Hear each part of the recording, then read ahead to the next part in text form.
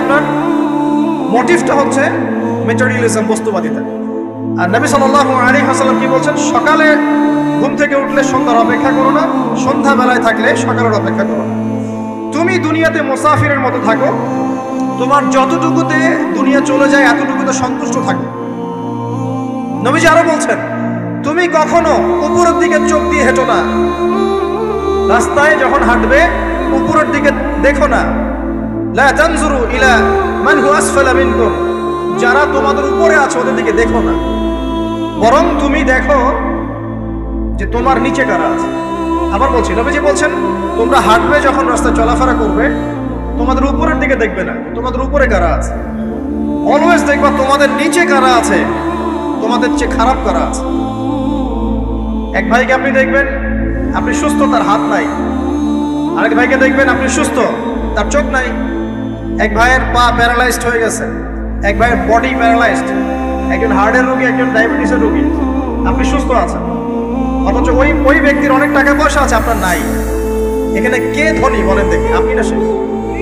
আপনার সুস্থতা আছে। আরেক ভাইয়ের অনেক বড় বড় ফ্ল্যাটস, কিন্তু আপনার এতটুকু নাই, ছোট্ট একটা বাসা। আপনার কষ্ট লাগে, আমারও যদি এমন হতো। ওই বাসায় গিয়ে দেখলেন যে ইন্টারনালি সে ব্যক্তি সুখে নাই, তার পরিবারে অশান্তি, তার পরিবারে হৃদ্যতা ভালোবাসার বন্ধন। একটা রিক্সাওয়ালা সারাদিন রিক্সা চালিয়ে 500-1000 টাকা আর্ন করে বাসায় চলে গেল, গিয়ে বাসা আলু ভর্তা, ডিম ভাজা, ডাল দিয়ে ভাত খাচ্ছে, সুখে আছে দিব্যি, বউয়ের সাথে গল্প করছে, চাঁদ দেখছে। আর সেই তো কবে আপনি ওয়াইফ কিনে চাঁদ দেখেছেন ঠিক নাই। আপনি টাকা অর্জন করার নেশায় বছরের পর বছর স্ত্রী থেকে দূরে আছে, দেখারই সৌভাগ্য হয়। আসলে সুখ কাকে বলে, সুখটা কি জিনিস? ঢাকাবাসীকে সুখ বোঝানো দরকার। সুখটা কি জিনিস? সুখটা হচ্ছে ইন্টারনাল পিস। যখন আপনি বা আমি নিজেকেও বলছি, যখন আমরা আল্লাহকে পাবো, আল্লাহ পাকের ইবাদতের মধ্য দিয়ে, রাসূলের সুন্নতের মধ্য দিয়ে অল্পে তুষ্ট থাকতে পারবো, যা আছে এতে শুকরিয়া আদায় করবো, আপনার যে সুখী মানুষ দুনিয়াতে কেউ নাই দুনিয়া। কিন্তু বস্তুবাদিতা আপনাকে এই আকীদা ও আদর্শ থেকে সম্পূর্ণ ডিমোটিভেট করবে। আপনাকে খালি চাই আরো চাই। ওই যে দু হাতে যাবো হাত পেতে নাও, বাকির খাতা শূন্য থাকে। আর আমাদের দর্শন, দু হাতে যাবো হাত পেতে নাও না, বরং দুনিয়াতে যতটুকু পাও এতটুকুতে সন্তুষ্ট থাকো, বাকির খাতা শূন্য থাক না, বাকির খাতা পূর্ণ হোক।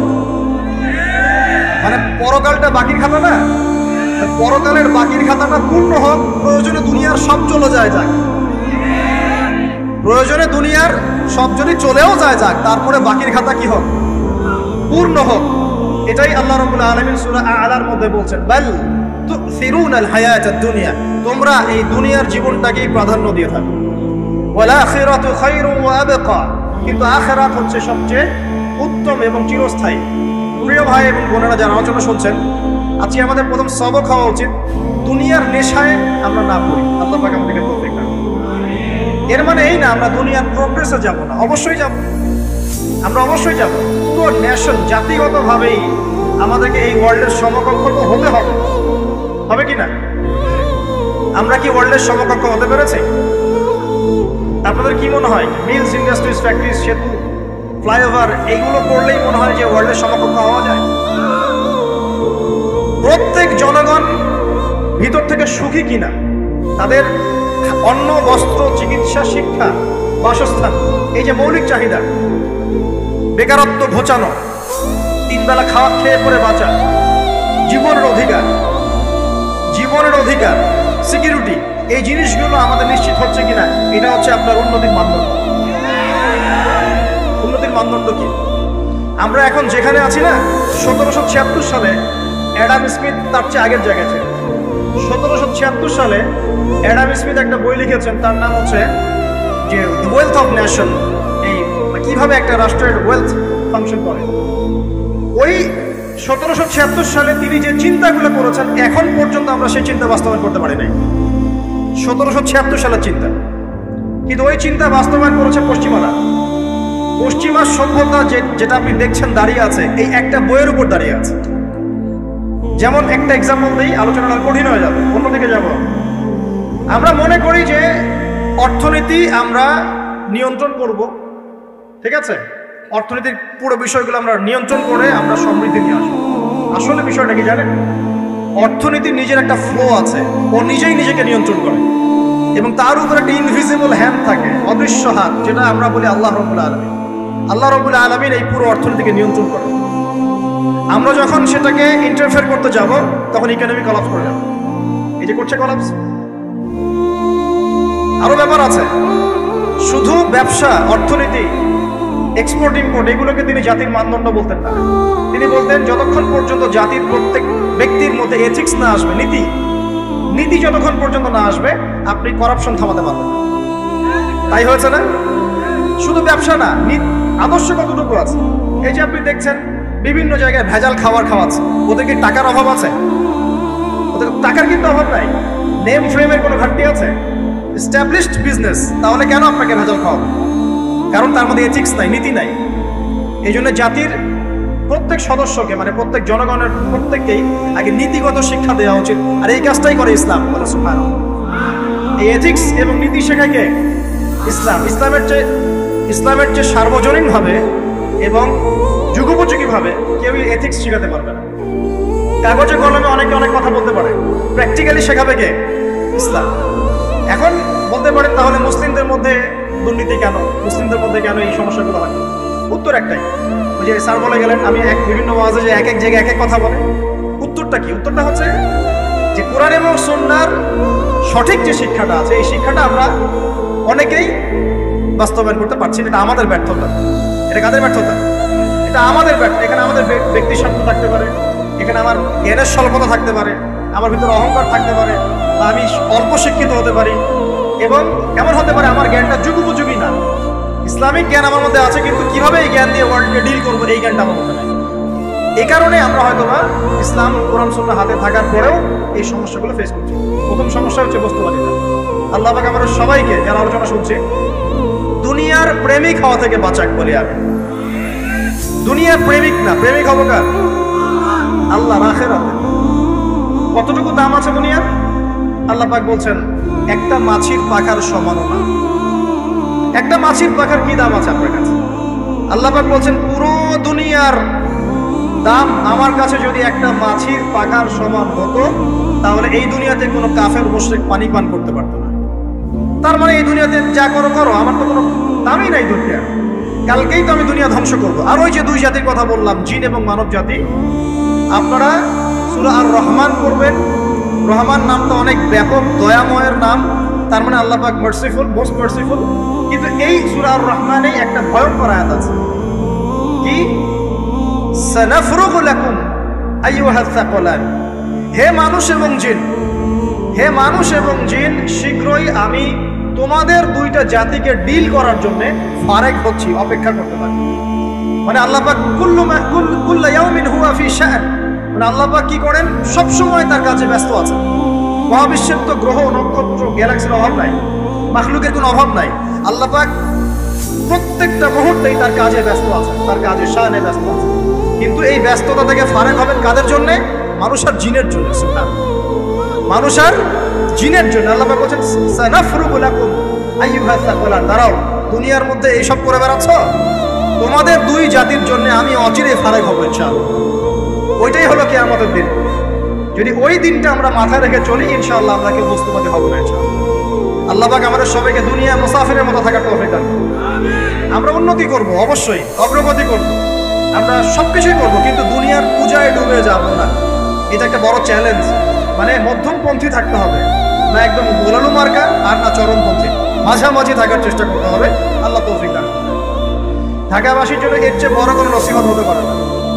ঢাকা থেকে, ঢাকার মতো যত মানে সিটিজ, মেগা সিটিজ আছে সারা ওয়ার্ল্ডে, তাদের জন্য এটাই প্রথম নসিহত, বস্তুবাদিতা ত্যাগ করতে হবে। বস্তুবাদী। আল্লাহ পাক আমাদের সবাইকে বাকির খাতা পূর্ণ করার তৌফিক দান করুন। এখন একটা লক্ষ্য পেলাম, কি জন্য দুনিয়া এসেছি? আপনার ইবাদত করার জন্য। এখন অনেকে ভুল বুঝে প্রশ্ন করতে পারে, তাদের জ্ঞানের স্বল্পতা।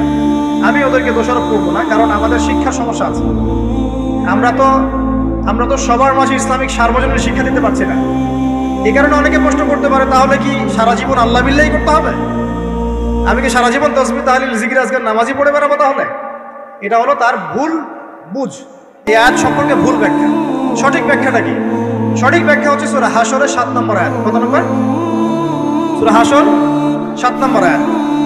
আল্লাহ পাক বলছেন ওয়ামা আতাকুমুর রাসূলু ফাখুযুহু। রাসূলুল্লাহ সাল্লাল্লাহু আলাইহি ওয়াসাল্লাম তোমাদেরকে যা যা দিয়েছেন সব নিয়ে নাও। ওয়ামা নাহাকুম আনহু ফান্তাহু। রাসূল যা থেকে বিরত থাকতে বলেছেন সমস্ত বিষয় থেকে দূরে থাকো। এখন এই আয়াতটাকে সামনে রেখে কোরআন সুন্নাহকে যদি আমরা ঘাঁটি, আমরা দেখব রাসূলুল্লাহ সাল্লাল্লাহু আলাইহি ওয়াসাল্লাম পেশাব পায়খানা ইস্তেনজা করা থেকে শুরু করে রাষ্ট্র চালানো পর্যন্ত প্রতিটা কাজের হেদায়েত দিয়ে গেছেন। আলহামদুলিল্লাহ, এটা কেউ মানি বা না মানি দিয়ে গেছেন, এটা বিশ্বাস করতে হবে। আমল করতে পারি বা না পারি, নবী দিয়ে গেছেন, বিশ্বাস করতে হবে। দলিল চাচ্ছেন, আপনি সহিহ বুখারী খোলেন, মুসলিম খোলেন, তিরমিজি, নাসাই, আবু দাউদ এগুলো খোলেন, দেখবেন আপনি ইস্তেনজা করবেন কিভাবে, বসবেন কিভাবে, ঢোকার সময় কোন পা দিয়ে ঢুকবেন, বের হওয়ার সময় কোন পা দিয়ে বের হবেন, ইস্তেনজা করার সময় কথা বলতে পারবেন কিনা, কতটুকু বলতে পারবেন, গোসল কেমন করে করবেন, ওযু কিভাবে করবেন, আপনি আগে কি পা থেকে শুরু করবেন নাকি হাত থেকে শুরু করবেন, কিভাবে নামাজ পড়বেন, আগে গিয়ে কি সিজদা করবেন নাকি ইকামত হবে, আজান হবে, আল্লাহু আকবার তাকবীর দিবেন, কিভাবে নামাজ শেষে বের হয়ে আপনি ব্যবসায় চলে যাবেন, কিভাবে আপনি ব্যবসা করবেন, কিভাবে চাকরি বাকরি করবেন, সমাজের মানুষের সাথে মেলামেশা করবেন, মানুষকে দিনের দাওয়াত দিবেন, ইভেন কিভাবে আপনাকে যদি আল্লাহ ক্ষমতা দেন আপনি কিভাবে সোসাইটি মেনটেন করবেন, সমাজ এবং রাষ্ট্র মেনটেন করবেন, প্রতিটা হেদায়েত খুঁটিনাটি কোরআন এবং সুন্নাহ দিয়েছে আমাদেরকে। এই বিশ্বাস আগে রাখবেন। এই বিশ্বাস না রাখলে কেউ মুসলিম হতে পারবে না। I am very sorry to say, এই বিশ্বাস না করলে কেউ মুসলিম হতে পারবে না। আগে বিশ্বাস, তারপরে কাজ করতে পারেন কিনা সেটা পরের ইস্যু। এবং আমি বলে দিচ্ছি, এই যুগে আপনি 100% পারবেন না। সিম্পল, এই যুগে আপনি 100% পারবেন না, এটা স্বাভাবিক। কারণ এই পুরো বিশ্বটা তো ইসলামাইজ না। পুরো বিশ্ব কি ইসলামাইজ? বরং পুরো বিশ্বটা কুফরের উপর আছে। কিসের উপর আছে?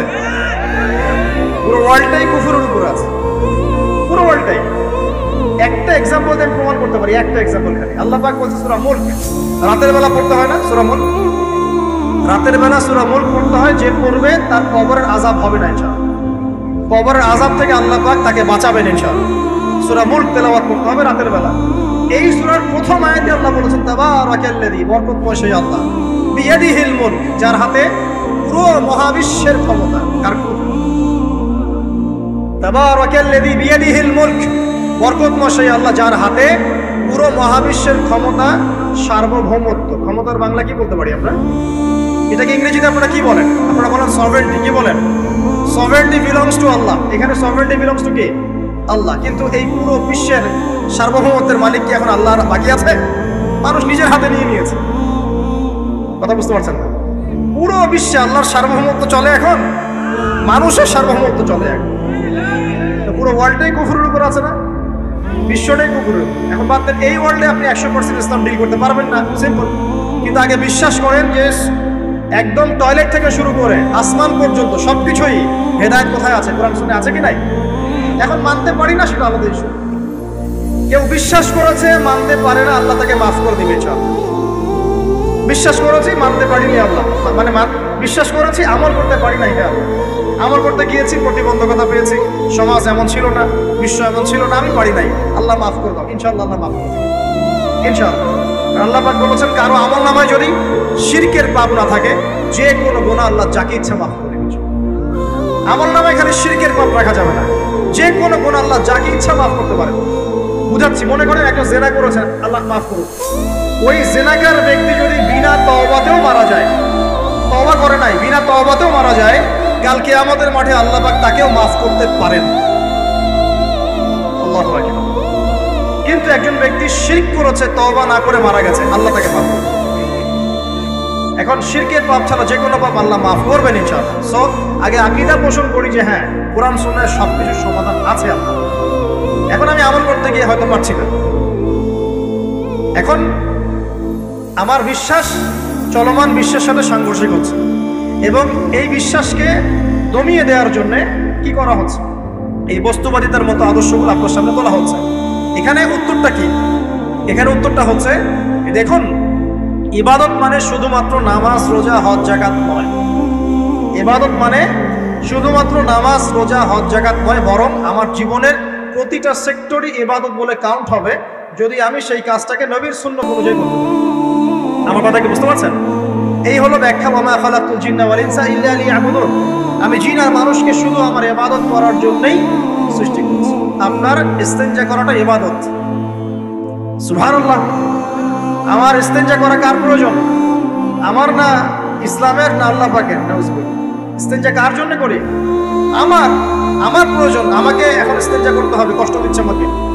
খাবার খাবেন, কার জন্য খাচ্ছেন? আমার জন্য নয় কি? আমার জন্য।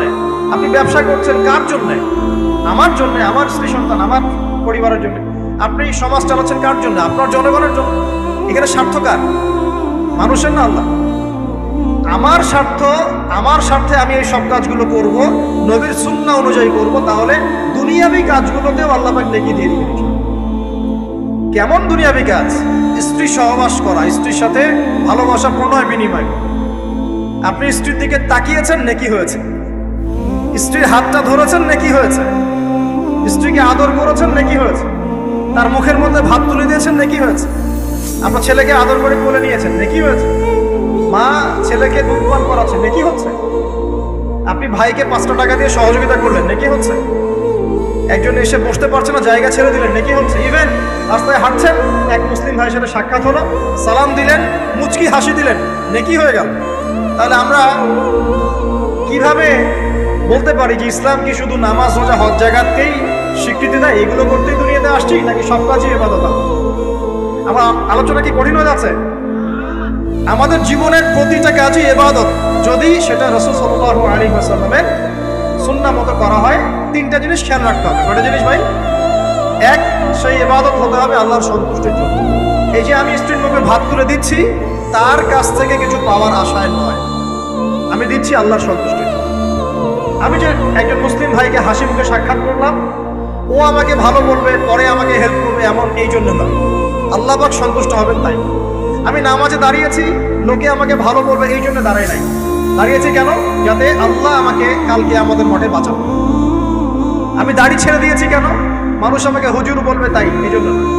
বরং আল্লাহর রাসূলের সুন্নাত জীবিত করেছি, ইনশাআল্লাহ আমি 50 জন শহীদ সাহাবীর নেকি পাবো। কেন আমি টাক নিচে কাপড় পরছি না? কারণ কি মানুষ আমাকে বলবে নতুন ফ্যাশন? না, আমি এই কারণে পড়ছি যাতে রাসূল সাল্লাল্লাহু আলাইহি ওয়াসাল্লাম কালকে আমাদের মাঠে এই সুন্নাহর উপর আমল করার জন্য আমার পক্ষে সুপারিশ করে। আমার ইবাদত, আমার পর্দা, আমার পরিবার, আমার ব্যবসা, আমার অর্থনীতি, আমার পলিটিক্স সবকিছু আল্লাহর জন্য করব, এই একটা হলো মূলনীতি ইবাদত কবুল হওয়ার। 1, 2, সেই আমলটা হতে হবে রাসূলের সুন্নাহ মোতাবেক, অন্য কোনো পদ্ধতিতে নয়। মনে করেন আমি একজন খুব বড় বুজুর্গ হয়ে গেছি, নাউজুবিল্লাহ। আমরা এত বড় বুজুর্গ হয়ে যাই নাই, যে টাইটেলগুলো আপনারা দেন এগুলোর কোনো প্রয়োজনও নাই। এখন একজন বড় বুজুর্গ এসে যদি আপনাকে কোনো ইবাদতের পদ্ধতি শিখিয়ে দেয়, এই পদ্ধতিতে ইবাদত করা অনেক ভালো হবে, কিন্তু ওই পদ্ধতির সাথে রাসূলের এবং সাহাবীদের পদ্ধতির কোনো মিল নাই।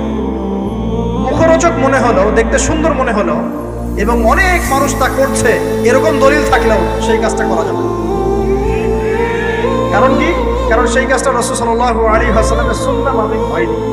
আল্লাহ রাসূল করেন নাই, সাহাবীরা করেন নাই, বাস আমি করব। এর ইমামরাও করেন নাই, পরবর্তী জেনারেশনের কেউই করেন নাই। এখন যত ভালো টাটকা মজা লাগুক, দেখতে সুন্দর লাগুক, বহু মানুষ করছে, এইসব দলিলে ইসলাম টিকবে না। আল্লাহ পাক বোঝার তৌফিক দান। 1 নম্বর শর্ত আল্লাহ সন্তুষ্টির জন্য হবে। 2 নম্বর রাসূলের পদ্ধতিতে হতে হবে। 3 নম্বর খুব ডিফিকাল্ট, 3 নম্বরটা বেশি ডিফিকাল্ট। প্রথম 2টা পার হয়ে গেলেও 3 নম্বরে গিয়ে আমরা আটকে যাচ্ছি। বলবো? রাগটা করবেন না তো? 3 নম্বর হচ্ছে রিজিক হালাল হতে হবে। রিজিক হালাল হতে হবে। পশ্চিমের আদলে গড়া এই পুরো বিশ্বের বেশিরভাগ মানুষের রিজিক এখন হারাম।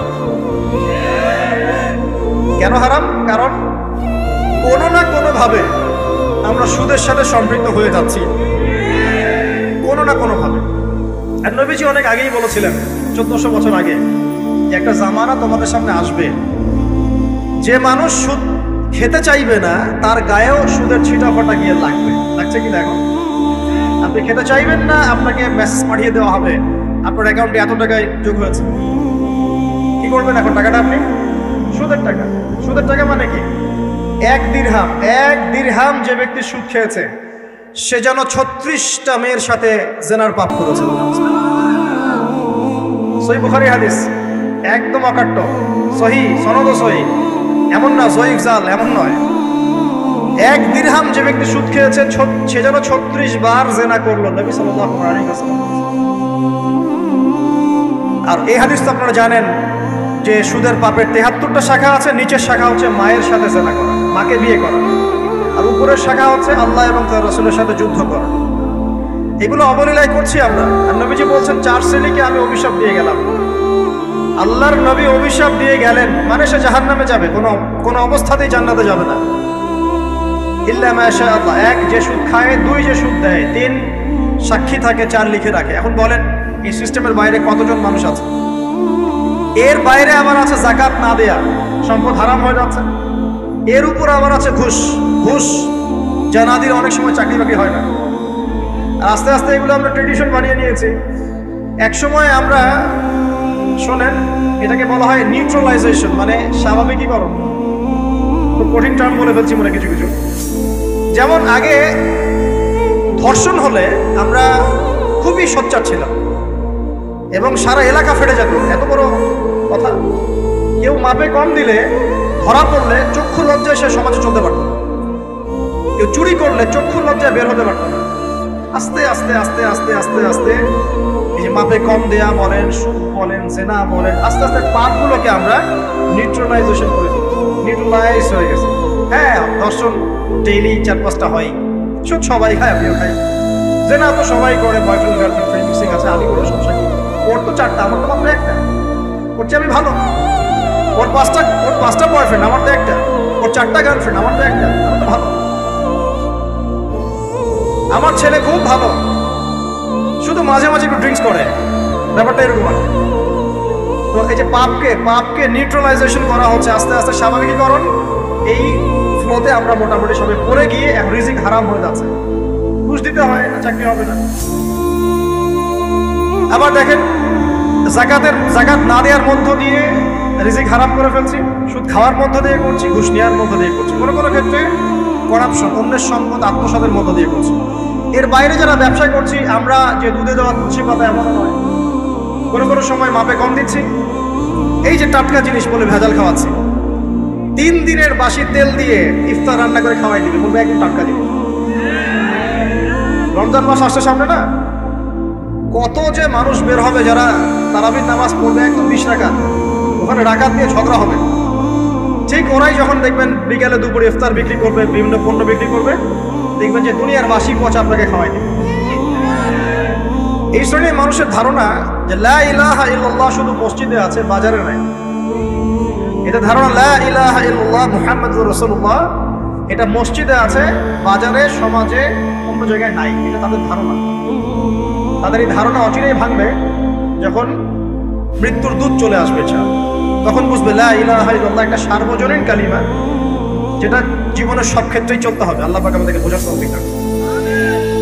ব্যবসা করছি আলহামদুলিল্লাহ, অ্যাটলিস্ট সুদ খাচ্ছি না।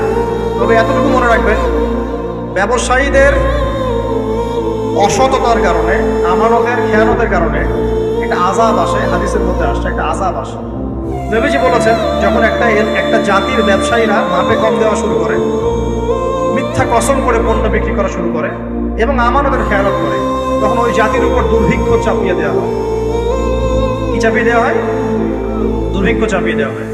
মনে করছেন যে হয়তো দুর্ভিক্ষ নাই, পুরো ওয়ার্ল্ড ওয়াইড একটা নীরব দুর্ভিক্ষ চলছে এখন আস্তে আস্তে। সকালে একটু আগে বলেছিলাম না, গরিব মানুষ আলু ভর্তা, ডাল আর ডিম ভাজা দিয়ে ভাত খেতে লাগে।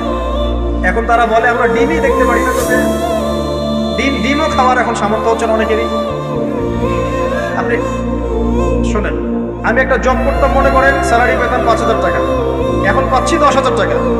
কিন্তু 10,000 টাকা স্যালারি পাওয়ার পরেও আগে 5,000 টাকা দিয়ে আমি সংসার চালাতে পারতাম, এখন 10,000 টাকা দিয়ে পারছি না।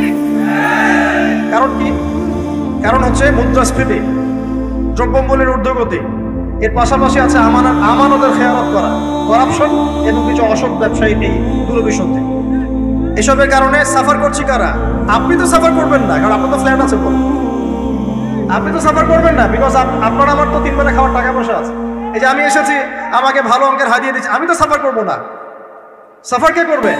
সাফার করবে রিক্সাওয়ালা ভাই, ভ্যানওয়ালা ভাই, এই যে রাস্তাঘাটে যারা আশপাশে বাসা করে আছে, যারা দারিদ্র সীমার নিচে আছে, এদের সংখ্যা কত আপনার মনে হয়? মিনিমাম 3 থেকে 4 কোটি মানুষ আমাদের দেশের মধ্যে।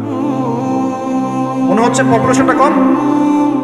উমর রাদিয়াল্লাহু আনহু বলতেন, আমি ভয় করি যদি আমার অধীনে একটা মেষপালক, মানে যে মেষ চড়ায়, এই মেষপালক এবং তার মেষ যদি না খেয়ে মারা যায়, আমি ভয় করি আল্লাহ কালকে আমাদের মাঠে আমাকে দাঁড় করিয়ে বলবেন, হে ওমর, তোমার তত্ত্বাবধানে এই ব্যক্তি না খেয়ে মরল কেন?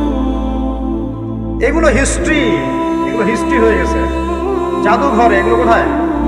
যা মিউজিয়ামে, হিস্ট্রি মিউজিয়াম। কিন্তু এটাই ইসলাম।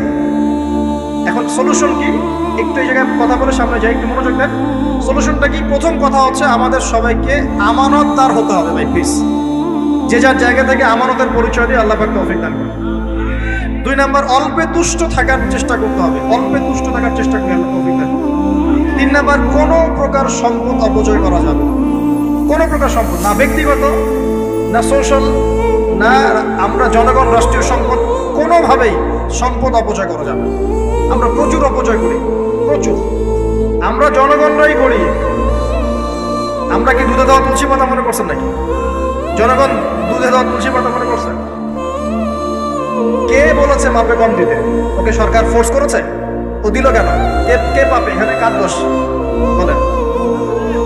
আমরা অলওয়েজ আঙ্গুল উপরের দিকে, সবার আগে আঙ্গুল হবে এই দিকে, নিচের দিকে। আমরা অলওয়েজ মানুষের ফেস দেখার চেষ্টা করি।